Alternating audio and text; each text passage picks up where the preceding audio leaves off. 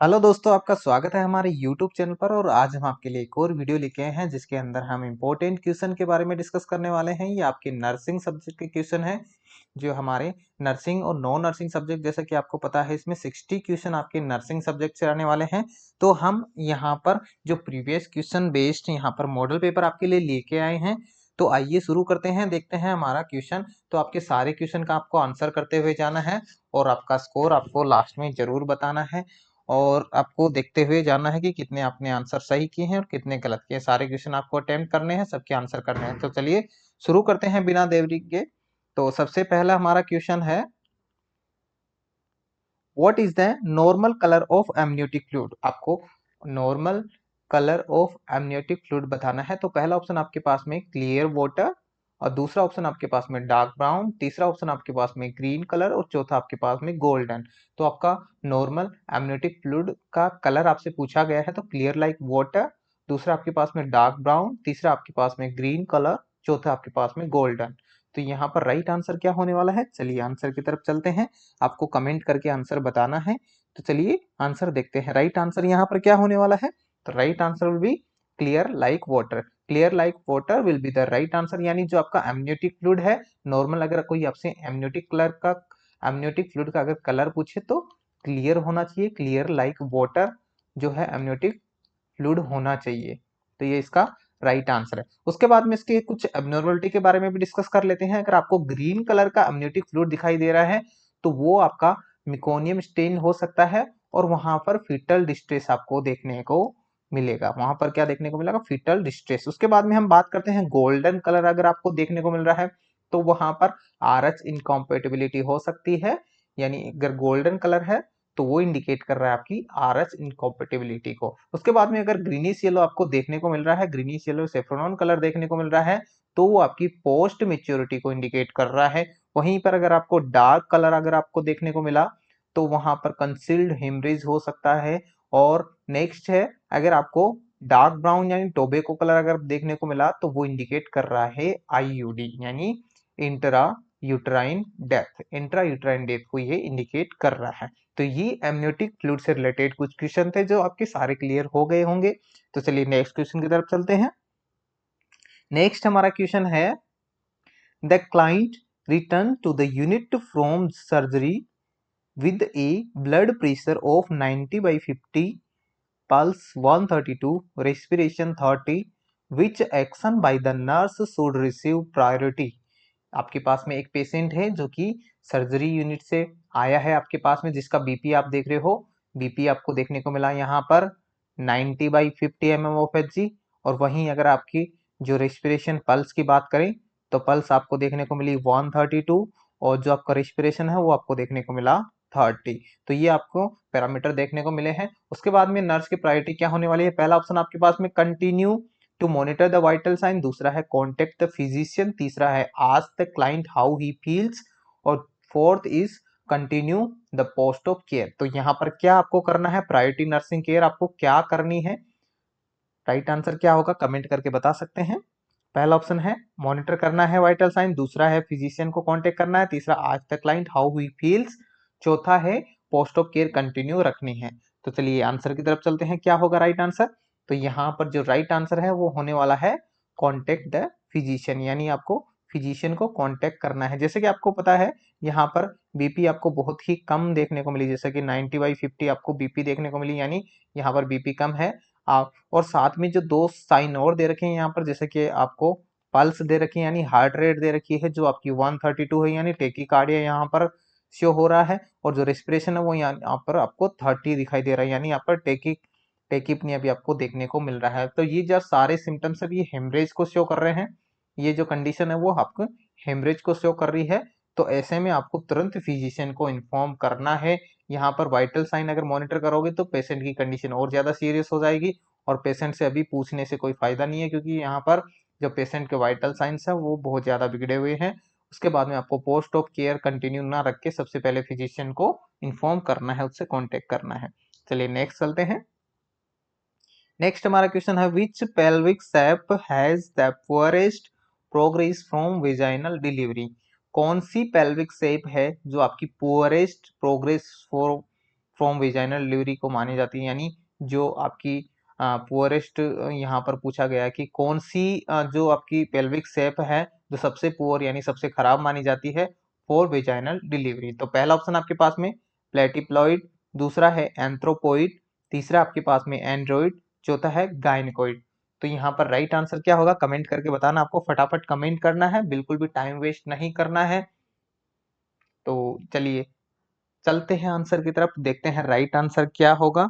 तो right answer की तरफ चलते हैं, तो राइट आंसर यहाँ पर होगा एंड्रॉइड, यानी सबसे अगर हम पुअरेस्ट मानी जाए, पुअरेस्ट की बात करें, पुअरेस्ट प्रोग्रेस जो वेजाइनल डिलीवरी के लिए पुअरेस्ट मानी जाती है वो है आपकी एंड्रॉइड, जो आपकी मेल में पाई जाती है। जो आपकी मेल पेल्विस की बात करें तो मेल पेल्विस के जैसी होती है। तो सबसे पहले हम बात करते हैं, देखिए आपकी टाइप्स ऑफ पेल्विस हम यहाँ पे पढ़ लेते हैं। टाइप्स ऑफ पेल्विस हम यहाँ पर डिस्कस कर लेते हैं शॉर्ट में। तो पेल्विस के टाइप्स, शेप के अकॉर्डिंग पेल्विस के टाइप कितने होते हैं, तो पहला सबसे पहले हम पढ़ते हैं गायनेकोइड, जो कि मोस्ट फेवरेबल माना जाता है for vaginal delivery. Most favourable माना जाता है फॉर वेजाइनल डिलीवरी, जिसकी यहाँ पर देख सकते हैं राउंड शेप होती है, जैसा कि आप देख सकते हैं ये राउंड शेप होती है। तो सबसे जो इंपॉर्टेंट है वो आपका गायनेकोइड पेल्विस है, मोस्ट फेवरेबल मोस्ट कॉमन पाया जाता है। उसके बाद में नेक्स्ट हम पढ़ रहे हैं एंथ्रोपोइड, जिसमें आप देख सकते हैं ओवल, इंटीरियर टू पोस्टीरियर आपका ओवल शेप आपको देखने को मिलेगी इस तरह से, ये आपका ओवल शेप का पाया जाता है जिसको आप एंथ्रोपोइड बोलते हैं। उसके बाद में थर्ड है वो आपका हार्ट शेप का पाया जाता है, यानी जो एंड्रॉइड शेप है मेल का पेल्विस है वो आपका हार्ट शेप का पाया जाता है, जैसे कि आप देख सकते हैं पिक्चर में। उसके बाद में लास्ट है आपका ये ओवल शेप का पाया जाता है, और ये ट्रांसवर्स ओवल शेप का पाया जाता है जिसको आप बोलते हैं प्लेटिप्लॉइड। तो ये आपके शेप के अकॉर्डिंग जो है पेल्विस के टाइप हैं जो आपसे पूछे जाते हैं, शेप पूछी जाती है कौन सी किसकी कैसी शेप होगी, कौन सा मोस्ट फेवरेबल होता है। तो चलिए चलते हैं नेक्स्ट क्वेश्चन की तरफ। नेक्स्ट हमारा क्वेश्चन है the early sign of preeclampsia. Preeclampsia का अर्ली साइन आपसे पूछा है क्या होगा, तो पहला ऑप्शन आपके पास में प्रोटीनूरिया, दूसरा है वेट लॉस, तीसरा है हाइपोटेंशन, चौथा है आपके पास में सीजर। तो राइट आंसर क्या होगा, what will be the right answer? Option A proteinuria, option B weight loss, option C hypotension, या फिर ऑप्शन डी सीजर। तो चलिए आंसर की तरफ चलते हैं, देखते हैं राइट आंसर क्या होगा। Right answer will B A, option A is the right answer proteinuria. तो यहाँ पर अर्ली साइन पूछा प्री एक्लेम्सिया के, उससे पहले आपको बता दें प्री एक्लेम्सिया क्या होता है। तो ये आपका प्रेगनेंसी का कॉम्प्लिकेशन है, प्रेगनेंसी का कॉम्प्लिकेशन है जिसके अंदर आपको क्या देखने को मिलता है। सबसे पहले हम बात करें तो बीपी बढ़ी हुई देखने को मिलती है, साथ में आपको प्रोटीनूरिया आपको देखने को मिलता है, और यानी आपके यूरिन में प्रोटीन का लॉस हो जाता है, तो जिसकी वजह से आपको जो एल्बुमिन का हम बोल सकते हैं हाइपो एल्बुमिनिया की वजह से आपको एडिमा भी देखने को मिलेगा। एडिमा देखने को मिलेगा, एडिमा क्यों देखने को मिलता है, क्योंकि यहाँ पर जो प्रोटीन है वो आपकी ऑनकोटिक प्रेशर को मेंटेन करके रखती है। ऑनकोटिक प्रेशर को मेंटेन करना आपका प्रोटीन का काम होता है। जैसा कि आपको पता है यहाँ पर प्रोटीन लॉस हो चुकी है, तो ऑनकोटिक प्रेशर मेंटेन नहीं होने की वजह से जो आपका फ्लूइड है वो शिफ्ट हो जाएगा आपके इंटरस्टिशियल स्पेस में। इंटरस्टिशियल स्पेस में आपका फ्लूइड है वो शिफ्ट हो जाएगा, जिसकी वजह से आपको एडिमा देखने को मिलेगा। चलिए नेक्स्ट देखते हैं, नेक्स्ट क्या होगा। नेक्स्ट क्वेश्चन तरफ चलते हैं। तो राइट, चलिए पहले क्वेश्चन देख लेते हैं। The nurse caring for the child with a large meningomyelocele is aware that the priority care for this client is to। एक नर्स है जो बच्चे की केयर कर रही है जिसको लार्ज मेनिंगोमाइलोसील देखने को मिला है, तो ऐसे में क्या प्रायोरिटी केयर होगी। पहला ऑप्शन आपके पास में cover the defect with moist sterile saline gauze, दूसरा है place the infant in supine position, तीसरा है फीड द इन्फेंट स्लोली, चौथा है measure the intake and output. तो यहाँ पर क्या होगा right answer, what will be the right answer? Option A cover the defect with moist sterile saline gauze, दूसरा है place the infant in supine position, तीसरा है फीड द इन्फेंट स्लोली, और चौथा है measure the intake and output. तो क्या होगा राइट आंसर, चलिए आंसर की तरफ चलते हैं।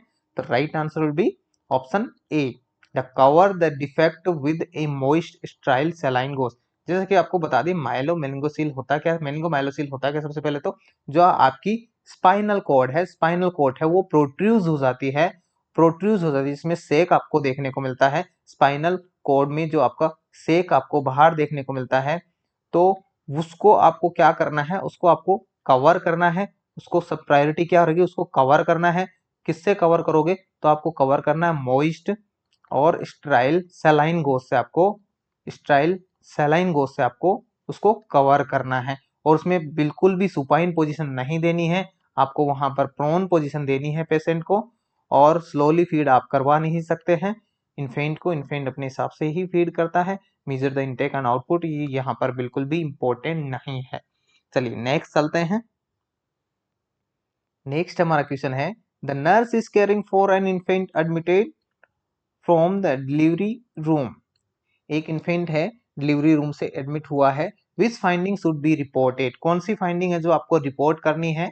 पहला ऑप्शन आपके पास में एसाइनोसिस, दूसरा है एक्रोसाइनोसिस, तीसरा है हेलिक्विन साइन और चौथा है एब्सेंट फीमोरल पल्सेस।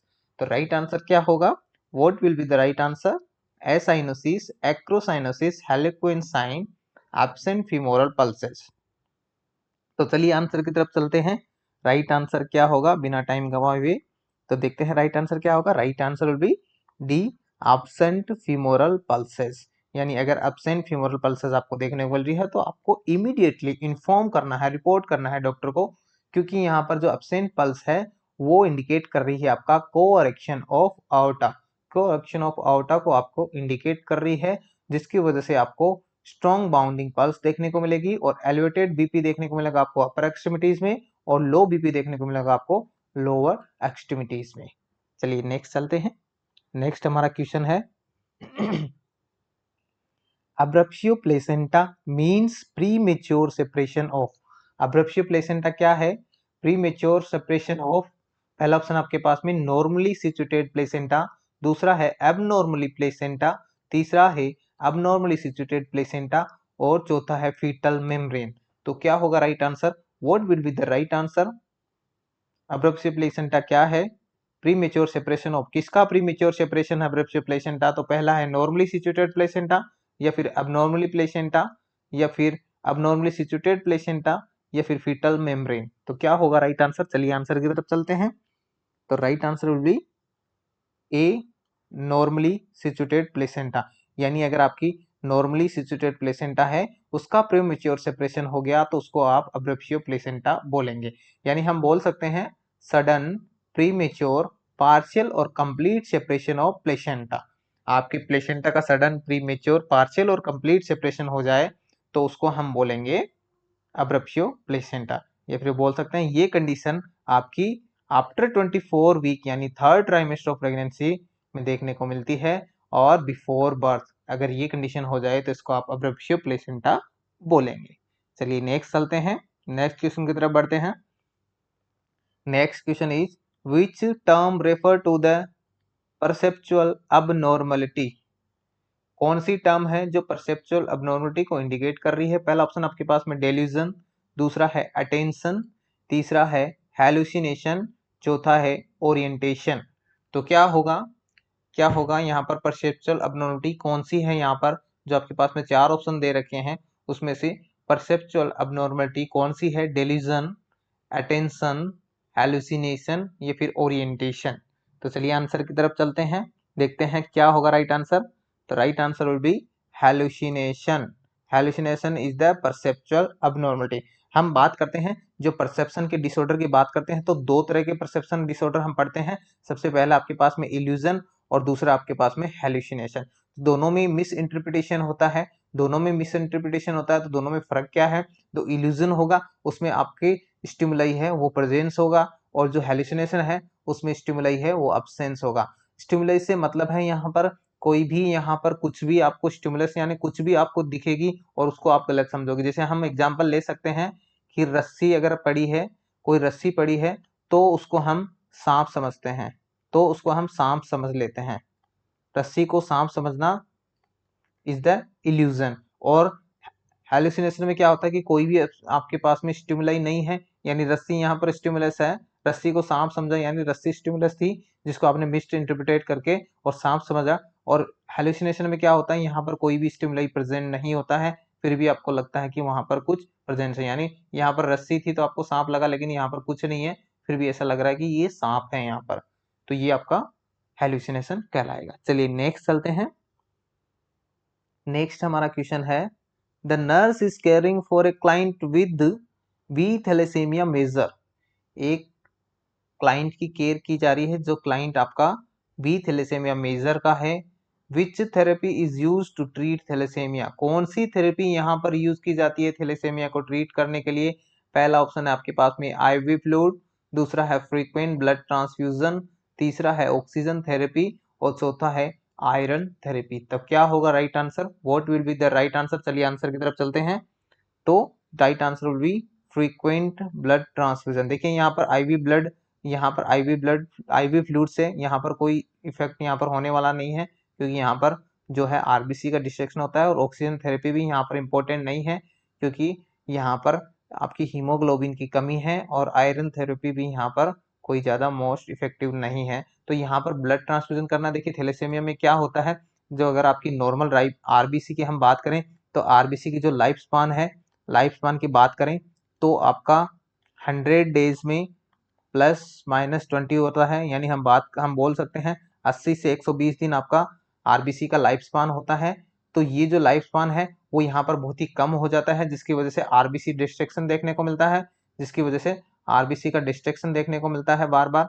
और डिस्ट्रक्शन की वजह से यहाँ पर जो है हम बोल सकते हैं ब्लड की कमी हो जाएगी, हीमोग्लोबिन की कमी हो जाएगी। तो यहाँ पर ऐसी कंडीशन में ऑक्सीजन देने से कोई फायदा नहीं है, क्योंकि हीमोग्लोबिन नहीं होगा तो ऑक्सीजन भी यहाँ पर कोई मतलब नहीं होने वाला है। तो यहाँ पर बार बार ब्लड ट्रांसफ्यूजन यानी frequent blood transfusion is the choice of treatment for the thalassemia. चलिए नेक्स्ट चलते हैं। The child with history of respiratory infection has order is for a sweat test to be done, which finding would be positive for cystic fibrosis. कौन सी finding है जो cystic fibrosis के positive test को indicate कर रही है? पहला ऑप्शन आपके पास में इस सीरम सोडियम 135 मिलीक्विलेंट पर लीटर, दूसरा है इस स्वीट एनालिसिस 69 मिलीक्विलेंट पर लीटर, और तीसरा है पोटेशियम ऑफ 4.5 मिलीक्विलेंट पर लीटर, और चौथा है कैल्शियम 8 mg पर डीएल। तो क्या होगा यहाँ पर राइट आंसर? एक पेशेंट है, एक बच्चा है रेस्पिरेटरी इन्फेक्शन का, उसको स्वेट टेस्ट है जो ऑर्डर किया गया है, तो सिस्टिक फाइब्रोसिस पॉजिटिव है। हमें कैसे पता चलेगा? आपके पास में 4 ऑप्शन दे रखे हैं, इनमें से कौन सा ऑप्शन है जो इंडिकेट कर रहा है आपके सिस्टिक फाइब्रोसिस को? तो पहला ऑप्शन आपके पास में सीरम सोडियम 135 मिलीक्विलेंट पर लीटर, दूसरा है serum analyse sweet analysis of 69 मिलीक्विलेंट पर लीटर, पोटेशियम 4.5 मिलीक्विलेंट पर लीटर, या फिर कैल्शियम 8 mg पर डीएल। चलिए आंसर की तरफ चलते हैं।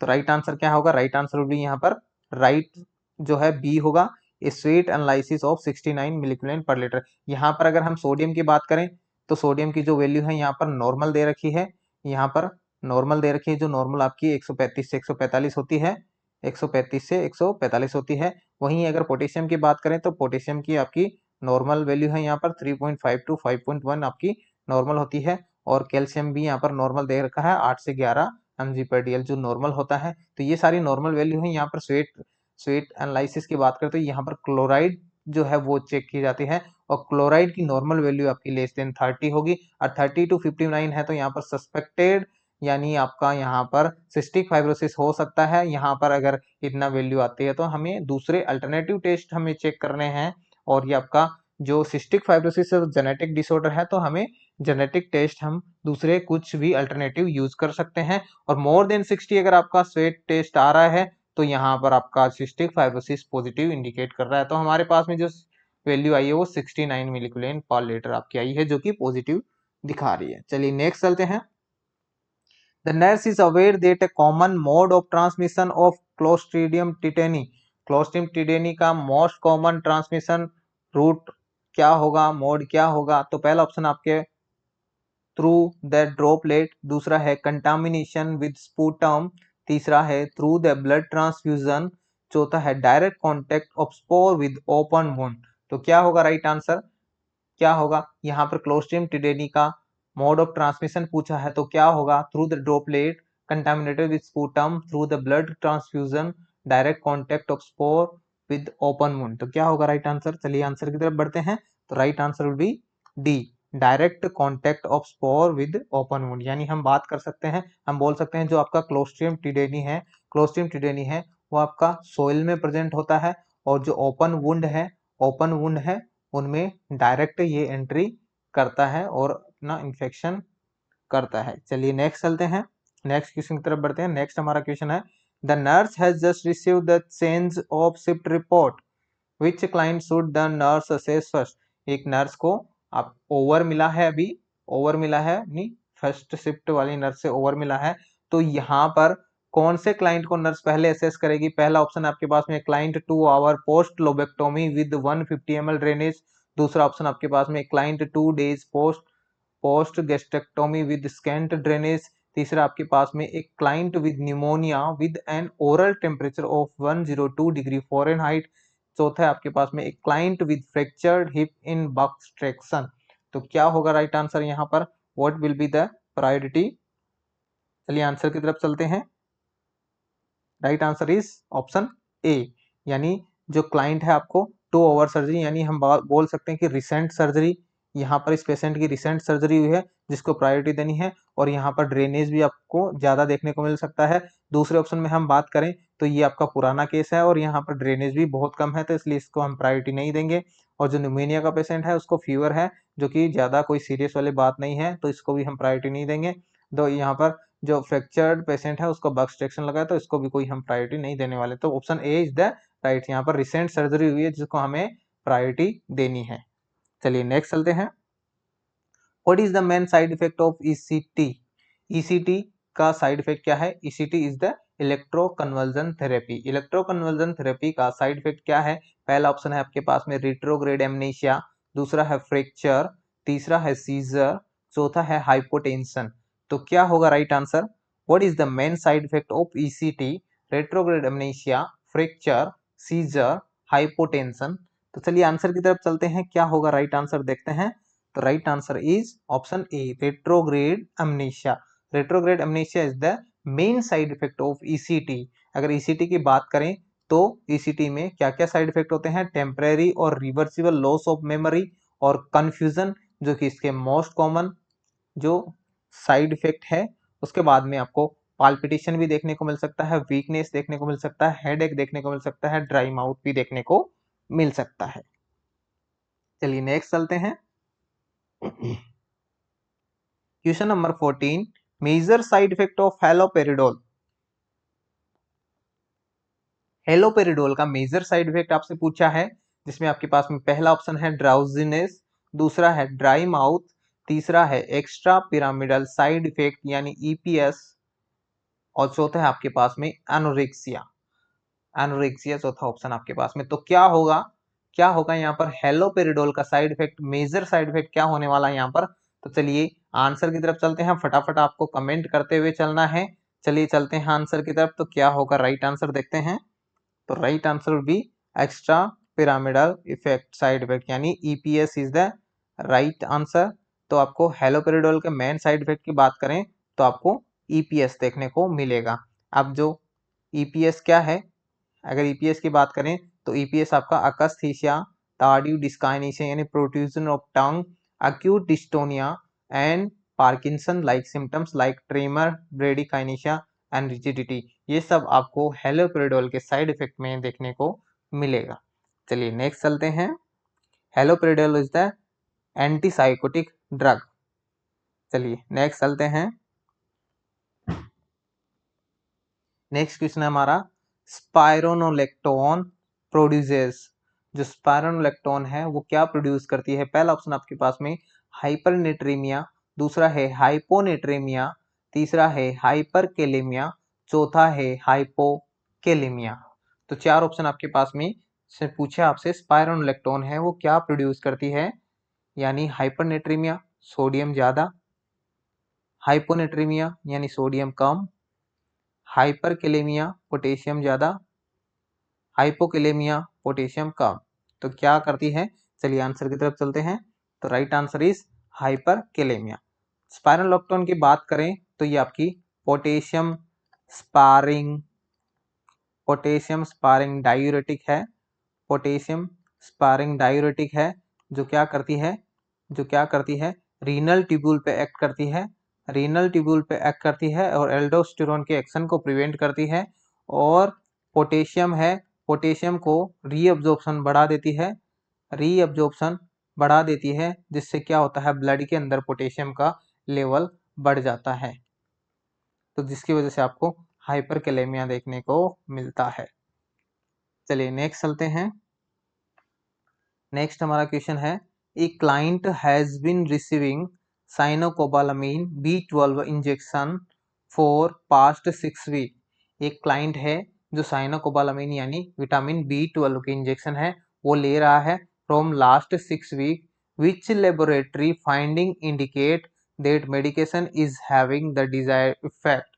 यानी कौन सी लेबोरेटरी फाइंडिंग है जो इंडिकेट कर रही है कि आपकी मेडिकेशन है वो सही से काम कर रही है, यानी जो आपने इंजेक्शन लिए वो काम कर रहे हैं। तो पहला ऑप्शन आपके पास में न्यूट्रोफिल काउंट 60%, दूसरा है बेसोफिल काउंट 0.5% और तीसरा है मोनोसाइट काउंट 2% और चौथा आपके पास में रेटिकुलोसाइट काउंट 1%।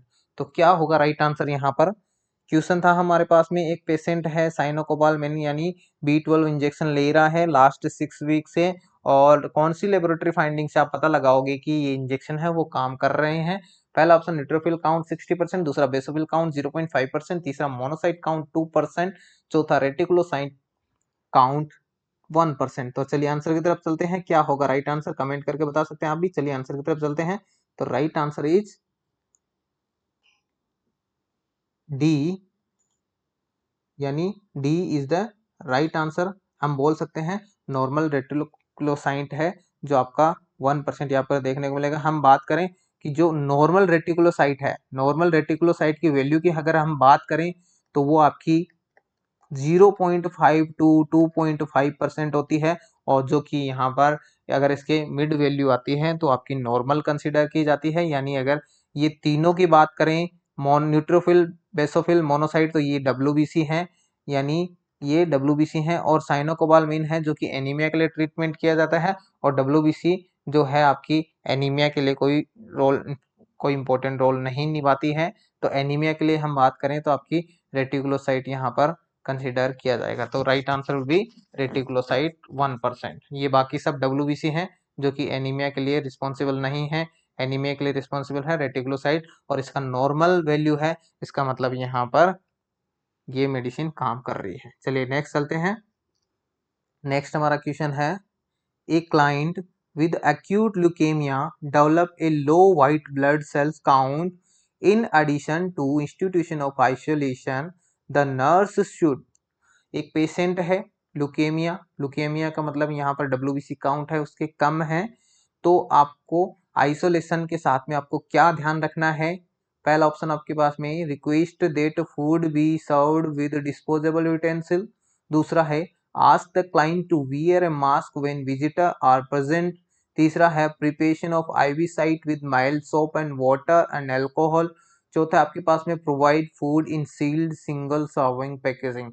तो जैसे कि आपको बता दें WBC के अंदर, जो आपके लुकेमिया के अंदर WBC काउंट कम हो जाते हैं, यानी जो है पर्सन है इम्यून सप्रेस्ड है, यहाँ पर इम्यूनिटी बहुत ही कम है, इन्फेक्शन के चांसेस बहुत ज़्यादा हो जाते हैं, इसलिए हमने उसको आइसोलेट किया है। अब उसको और क्या करना है? तो चलिए आंसर की तरफ चलते हैं। इन चारों ऑप्शन में से कौन सा यहाँ पर राइट आंसर होगा? तो चलिए चलते हैं।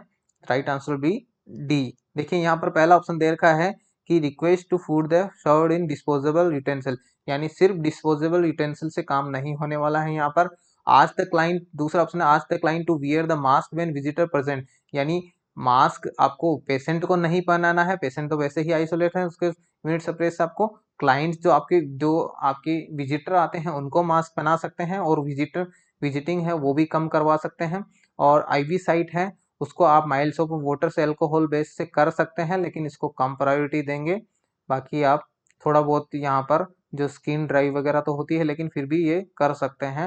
And provide food in sealed and single serving packaging, यानी आपको जो है सिंगल सर्विंग पैकेजिंग तो यानी डिस्पोजेबल यूटेंसिल तो आपको यूज करनी ही है, साथ में जो फूड है वो सील्ड भी रहना चाहिए, ताकि इन्फेक्शन होने के चांसेस, कंटामिनेटेड होने के चांसेस बहुत ही कम हो जाएं। चलिए नेक्स्ट चलते हैं। ड्यू टू हाई सेंसस, किसी वार्ड में हाई सेंसस की वजह से it has been necessary for a number of clients to be transferred other units, यानी हाई सेंसस होने की वजह से वार्ड में पेशेंट है वो दूसरे डिपार्टमेंट में ट्रांसफर करने हैं हॉस्पिटल के अंदर, which clients to be transfer to the postmortem unit. कौन सा क्लाइंट है इनमें से जो आपको पोस्टमार्टम यूनिट में हम ट्रांसफर कर सकते हैं? पहला ऑप्शन आपके पास में ए 60 year old female with gastroenteritis, दूसरा है ए 40 year old female with hysterectomy, और तीसरा है आपके पास में 27 year old mail with severe depression, चौथा है आपके पास में 20 year old mail with ulcerative colitis. तो यहाँ पर पोस्टमार्टम हेमरेज की बात कर रहे हैं, तो ये आपका गैस्ट्रोएंटराइटिस वाला पेशेंट है वो आपके जनरल सर्जरी वार्ड में चला जाएगा, क्योंकि यहाँ पर गैस्ट्रोएंटराइटिस है, इसको पोस्टमार्टम हेमरेज पोस्टमार्टम डिपार्टमेंट में जाने की जरूरत नहीं है। 40 ईयर वाला जो फीमेल हिस्टेक्टोमी हुई है ये आपका पोस्टमार्टम डिपार्टमेंट में जा सकता है, ये पोस्टमार्टम में जा सकता है। अगर हम दूसरे तीसरे ऑप्शन की बात करें तो ओल्ड मेल सीवियर डिप्रेशन ये आपका साइकेट्रिक वार्ड में जाएगा, और ये मेल पेशेंट है, पहली बात ये पोस्टमार्टम में जाएगा ही नहीं, तो ये आपका साइकेट्रिक वार्ड में जाएगा। और जो ये भी आपका चौथे में भी आपके पास में मेल पेशेंट है, तो ये भी आपका जनरल सर्जरी अल्सरेटिव कोलाइटिस यानी जनरल सर्जरी का पेशेंट है। तो राइट आंसर यहाँ पर हम बात करें तो right answer will B A 40 year old female with hysterectomy, यानी जो फीमेल है, इसमें से दोनों ऑप्शन तो वैसे ही हट जाएंगे क्योंकि यहाँ पर मेल है, पोस्टमार्टम यूनिट में नहीं जा सकते। और यहाँ पर हम बात करें तो ये गैस्ट्रोएंटराइटिस का पेशेंट है जो कि जनरल सर्जरी का पेशेंट है, तो यहाँ पर हिस्टेक्टोमी वाला पेशेंट है वही यहाँ पर पोस्टमार्टम में जाएगा, क्योंकि यहाँ पर जो नर्स है उसको पता है कि कितना यहाँ पर हेमरेज होता है, कितना पोस्टमार्टम हेमरेज होता है, तो क्या होता है वो सारी कंडीशन वहाँ पर पता है, तो वहाँ पर उसकी अच्छी केयर हो जाएगी। चलिए नेक्स्ट चलते हैं। नेक्स्ट हमारा क्वेश्चन है which of the following electrolyte does insulin help to move into the cell? कौन सा इलेक्ट्रोलाइट है जो इंसुलिन को सेल के अंदर मूव करने में हेल्प करता है? पहला ऑप्शन आपके पास में पोटाशियम, दूसरा है कार्बोनेट्स, तीसरा है सोडियम, चौथा है क्लोराइड। तो कौन सा यहाँ पर इलेक्ट्रोलाइट है जो इंसुलिन को सेल के अंदर जाने में हेल्प करता है? पोटेशियम, कार्बोनेट, सोडियम या फिर क्लोराइड? चलिए आंसर की तरफ चलते हैं बिना टाइम गंवाए हुए, देखते हैं आंसर क्या होगा। तो right answer will B potassium. Potassium है वो आपका हेल्प करता है, यानी हम बोल सकते हैं जो इंसुलिन है, इंसुलिन का मेन काम होता है आपको ग्लूकोज को सेल के अंदर लेके जाना। तो जब ग्लूकोज को इंसुलिन सेल के अंदर लेके जाएगा तो एक आपकी इलेक्ट्रोलाइट की हेल्प की जरूरत पड़ेगी, तो हम बोल सकते हैं फिर आपका पोटेशियम जो है इलेक्ट्रोलाइट होगा। तो ये जो इंसुलिन ग्लूकोज लेके सेल में जाएगा तो पोटेशियम की हेल्प से जाएगा, यानी जो पोटेशियम को भी साथ में लेके जाएगा, यानी shifting of potassium into cell भी ये आपका इंसुलिन करवाएगा। तो अब जब आप इंसुलिन थेरेपी चलाते हो तो क्या होता है, जो आपका पोटेशियम है वो सेल के अंदर शिफ्ट हो जाता है, जिसकी वजह से आपको कॉम्प्लिकेशन देखने को मिलता है जो कि है हाइपोकेलेमिया, क्योंकि आपके जो पोटेशियम है वो सेल के अंदर शिफ्ट हो जाता है। चलिए नेक्स्ट और आज का लास्ट क्वेश्चन हम देख रहे हैं। नेक्स्ट वीडियो में हम बाकी के क्वेश्चन भी करने वाले हैं। 60 नर्सिंग क्वेश्चन हम देखने वाले हैं मॉडल पेपर के अंदर, जो कि बाकी नेक्स्ट हम पार्ट में हम डिस्कस करेंगे। तो चलिए देखते हैं क्वेश्चन क्या होगा। While taking temperature from rectal route in children the thermometer should be inserted about. आप एक बच्चे का रेक्टल रूट से टेम्परेचर ले रहे हैं तो थर्मोमीटर कितना इंसर्ट करोगे? पहला ऑप्शन है आपके पास में आधा इंच, दूसरा है 1 इंच, तीसरा है 3/4 इंच, चौथा है 1.5 इंच। तो क्या होगा राइट आंसर? कितना थर्मोमीटर इंसर्ट करोगे रेक्टल रूट से अगर टेम्परेचर लेते हैं तो? चलिए आंसर की तरफ चलते हैं। What will be the right answer आप कमेंट करके बता सकते हैं। चलिए आंसर की तरफ चलते हैं। तो यहाँ पर right answer will be 1 inch, B is the right answer. यहाँ पर अगर हम बात करें बाकी बाकी क्लाइंट्स के बारे में बात करें, अगर इन्फेंट की बात करें तो आधा इंच हमें इंसर्ट करना है, वहीं अगर चिल्ड्रन की बात करें तो 1 इंच हमें इंसर्ट करना है, और एडल्ट की बात करें तो 1.5 इंच हमें इंसर्ट करना है। तो ये तीनों के लिए बार बार क्वेश्चन पूछा जाता है। तो ये आपका कितना क्या इंसर्ट करना है, तो इन्फेंट में बात आधा इंच, और चिल्ड्रन में 1 इंच, और एडल्ट में 1.5 इंच। और उसके अलावा एक इम्पोर्टेंट चीज ये भी है कि थर्मोमीटर जब हम टेम्परेचर लेते हैं तो 5 मिनट तक थर्मोमीटर को रेक्टम इंसर्ट करके रखते हैं और वहां पर जो रीडिंग है वो लेते हैं। यहाँ पर रीडिंग लेने का मतलब है, वहां पर आपकी अच्छी ब्लड सप्लाई होने की वजह से वहां पर हम जो है रीडिंग लेते हैं, जो कि मोस्ट एक्यूरेट रीडिंग मानी जाती है। तो ये थे आपके हमारे 20 क्वेश्चन। नेक्स्ट हम डिस्कस करने वाले हैं इसके 60 क्वेश्चन कंप्लीट करेंगे हम नर्सिंग पार्ट के। तो नेक्स्ट वीडियो में हम जल्दी ही आपके नेक्स्ट क्वेश्चन लेके आने वाले हैं। तो कैसा लगा वीडियो, कैसे लगे क्वेश्चन, और कैसा, अगर आपको नेक्स्ट वीडियो पार्ट आपको चाहिए तो आपको कमेंट जरूर करना है, नहीं तो नेक्स्ट पार्ट नहीं आएगा। चलो दोस्तों, मिलते हैं नेक्स्ट वीडियो में, तब तक के लिए थैंक यू।